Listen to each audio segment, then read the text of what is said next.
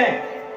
तो बिलाम बोलता है कि अरे ऐसी ऐसी बात है। वो बलाक बोला कि एक दल मिस्र से निकल आया है, भूमि उनके कारण ढक गई है, सम्मत उसको साथ दे ताकि हम उस पर जयवंत हो जाएं। प्रभु ने उसको मना किया, ऐसा है कि तू उनके पास मत जा, उनके साथ में मत जाना, क्योंकि इजरायली जो लोग हैं वो पहले से क्या है, आशीषित हैं।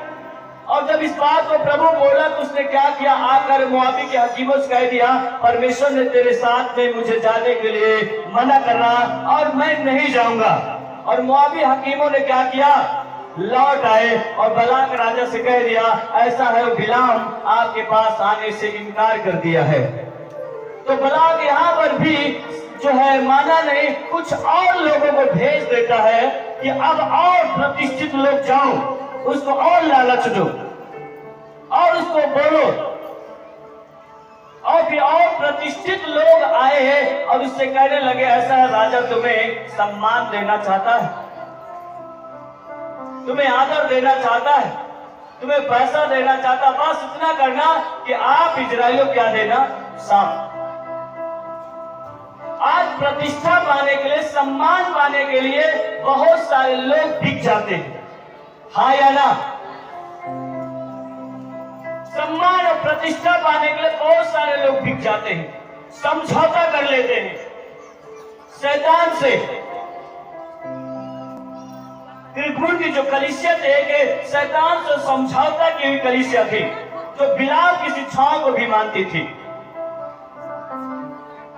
और यहां पर भी ये क्या किया, जब दूसरी बार जो बलाक के लोग आए बोलने, तो बोलते कि तू अगर अपना घर भी दे दे, राजा दे दे, तो मैं नहीं जाऊंगा, लेकिन तुम लोग रुको और मैं जान लूं परमेश्वर क्या कहता है, और मैं जान लूं। बिलाम को ये बोल रहा है कि और मैं जान लूं। दूसरी बार, पहली बार मना किया, लौटा दिया। दूसरी बार जब लोग आए बलाक के लोग, तब वो बोलने लगे, रुको अच्छा मैं फिर से पूछ लेता हूं। तब प्रभु ने उनसे कहा, बिलाम से कहा, ऐसा है तू जाना यदि चाहता है तो जा, लेकिन जो मैं कहूंगा वही तुम्हें कहना है। सुनिए मेरी बात को। दूसरी बार ये पूछता है। बिलाम तो समझना चाहिए, जब एक बार परमेश्वर ने मना कर दिया जहां पे जाने के लिए, वहां पे मैं दोबारा क्यों करूं, क्यों जाऊं। वहां उसने क्या क्या जिद किया, दोबारा उसने कहा मैं फिर से पूछ लेता हूं। और आज ऐसे वो बोलते हैं मैं पूछ लूं फिर से, तो फिर मैं बताऊंगा आप लोगों को। और आज बहुत सारे लोग ऐसे ही हैं। परमेश्वर जिस चीज को मना करता है बार बार हम पूछते रहते हैं, जिद आ गया। कई लोग बोलते भैया वहां जाए कि नहीं जाए, ये खाना खाएं या ना खाएं। कितना लोग समझ पा रहे, समझ रहे कि नहीं? हाँ, कई लोग बिलाम की तरह पूछते, ये बोला फिर से मैं पूछ लूं। आज भी ऐसे लोग पूछते रहते, फोन लगे, भैया हम वहां पे जाएं कि ना जाएं, ये खाना खाएं कि ना खाएं। पूछते रहते, वचन उनको मालूम है, फिर भी अपनी प्रतिष्ठा, अपने सम्मान को पाने के लिए वो पूछते रहते हैं। भैया हम कुछ करेंगे नहीं, गेट तक चले जाएंगे, नहीं तो नाना हमारा नाराज हो जाएगा, मामा नाराज हो जाएगा, मामी नाराज हो जाएगी, और हमारा सहेली नाराज हो जाएगा। कितना लोग समझ पा रहे इस बात को? शैतान का ये एक बहुत बड़ा हथियार है मेरे प्रिय। चाहे नाना, चाहे मामा, चाहे मामी नाराज हो, लेकिन शैतान से आप समझौता मत करिए, नहीं यही पे आप छूट जाओगे और महिमा में आप कभी भी प्रवेश नहीं कर पाओगे। ये जो 50, 60, 70 साल का जो जीवन है, उस महिमा से आप वंचित मत हो जाओ, गलत शिक्षाओं को अपने अंदर लेकर। आप एक मसीही हो, आप यीशु की सच्चाई को आप जान पा रहे हो, प्रत्येक संडे आप सुनते हो, फिर भी अभी अनजान बन रहे हो।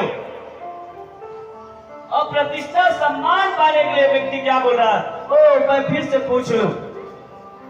ये एक लालची व्यक्ति था। प्रभु ने कहा ठीक है, यदि तू जाना ही चाहता है तो मैं जो कहूंगा वही बोलना। और 21 में लिखा कि बिलाम क्या कर दिया, चल दिया। बिलाम क्या कर दिया, प्रतिष्ठा सम्मान पाने के लिए वो चल पड़ा। तब लिखा है कि परमेश्वर का कोप क्या हो गया, भड़क उठा। क्या हो गया, भड़क उठा। मेरे प्रिय, यहाँ पर एक बात तो ये देखा जाता है कि परमेश्वर के दूत ने क्या किया, उसका क्या किया, सामना किया। किसका, बिलाम का, बिलाम के रास्ते में। क्यों, क्योंकि उसने क्या किया था, अपने अंदर के अभिषेक को बेच चुका था, शैतान से समझौता कर चुका था। इसलिए परमेश्वर का दूत उसका क्या किया, सामना किया। और मालूम है गदही के रास्ते में जब वो, अब बताइए गदही क्या कर रही है, देख रही है किसको, स्वर्गदूत को। लेकिन वो बिलाम जो है स्वर्गदूत को नहीं देख रहा। क्यों, क्योंकि वो समझौता कर चुका था, वो बिक चुका था, वो बिका हुआ था। इसलिए उसको स्वर्गदूत ने, गदही को देखो, एक जानवर को स्वर्गदूत दिख रहा है और एक परमेश्वर के दास को स्वर्गदूत नहीं दिख रहा है। कारण क्या है, वो पाप से समझौता कर चुका है, पाप को अपने जीवन में अनुमति दे दिया, उसके अंदर लोभ आ चुका था। और अभी मैं बताया कि रुपया सब प्रकार की बुराइयों की क्या है, जड़ है। और उसमें ये बिलाम क्या हो गया, फंस गया। एक गदही को स्वर्गदूत दिख रहा है और एक बिलाम को जो है वहां पे स्वर्गदूत नहीं दिख रहा है। वो एक आत्मिक अंधापन हो गया है।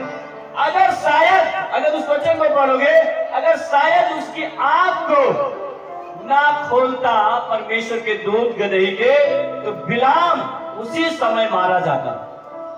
गदही के चक्कर में उस समय वो बच गया। इसके चक्कर में, किसके चक्कर में, समझ रहे कि नहीं, समझ रहे भाई लोग, समझ रहे कि नहीं।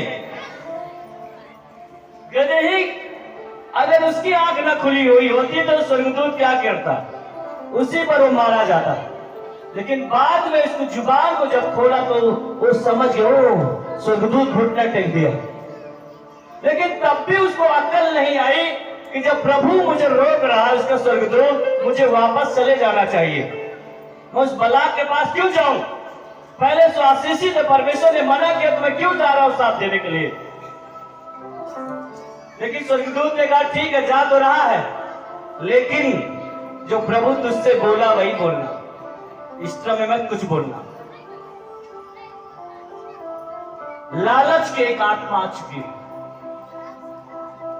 शैतान से समझौता लोग कर लेते, आत्मिक अंधापन बन गए।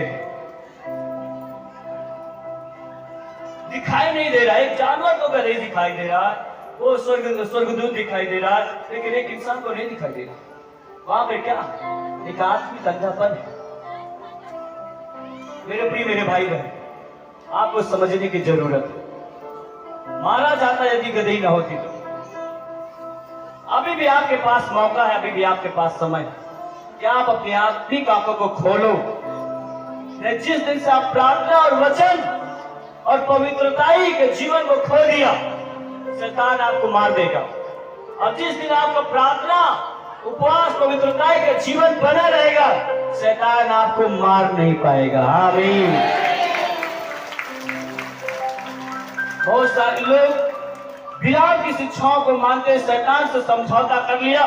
शराब भी पिएंगे, प्रचार भी करेंगे, दारू भी पिएंगे, प्रार्थना भी करेंगे, गीत भी गाएंगे। ये कौन सी शिक्षा को लेकर चल रहे हैं? आपको समझना है, समझने की जरूरत है। ये बिक चुका था। आप अपने आप को बेचो मत, आप समझौता मत करो। और आखिरकार ये बिलाम गया बलाक के पास। और मालूम है, जब इस अध्याय को, इस पूरा अध्याय को पढ़ोगे 25 तक, तो वहां पे लिखा है, इसने साग के बदले आशीष देकर क्या है, चला आया। आशीष दे दिया, आशीष दिया। बिलाम गुस्सा हो गया, अरे मैं तुझे साफ देने के लिए बुलाया था और तू आशीष देकर चला आया है। इतना सम्मान, इतना पैसा, सब कुछ दिया, तूने फिर भी मेरी बात को नहीं माना, आशीष देकर चला आया। ये लेने का प्रयास भी किया, लेकिन आशीष निकल रहा है बिलाम के मुख से। आप वचन में हो, पवित्रताई में हो, प्रभु के वचन में आप बने हो। शैतान आपको स्थापित करना भी चाहेगा, लेकिन आप नहीं हो पाओगे यीशु मसीह के नाम में। जो लोग बोलते हैं कि मेरे बेटा को नजर किसी ने लगा दिया है, मेरी बिटिया को किसी ने नजर लगा दिया, मेरे जानवर को किसी ने बांध दिया है, मेरे खेत को किसी ने बांध दिया है। अगर सच में आप वचन और प्रार्थना वचन और पवित्रताई में बना रहा, तो कोई भी आपको जादू टोना तंत्र मंत्र आपके ऊपर कब्जा नहीं कर पाएगा, वो आपके जीवन में कब्जा नहीं कर पाएगा, काम नहीं कर पाएगा यीशु मसीह के नाम में। नहीं जो डरे रहते ना, ओ सुबह हुआ, ओ हमारे दरवाजे के सामने कोई नींबू फेंक दिया, डरे हुए हैं। अगर आप सच में आप बिके नहीं हैं, प्रभु का वचन सच में आपके अंदर है, आपके पास दुनिया की सबसे बड़ी पावर है पवित्र आत्मा। आमीन। उसको खोना नहीं, उसको बेचना नहीं।